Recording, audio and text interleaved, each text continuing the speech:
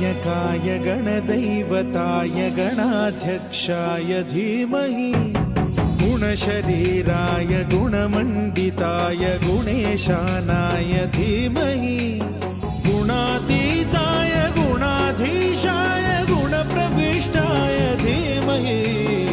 एकदन्ताय वक्रतुण्डाय गौरीतनयाय धीमहि गजेशानाय भालचन्द्राय श्रीगणेशाय धीमहि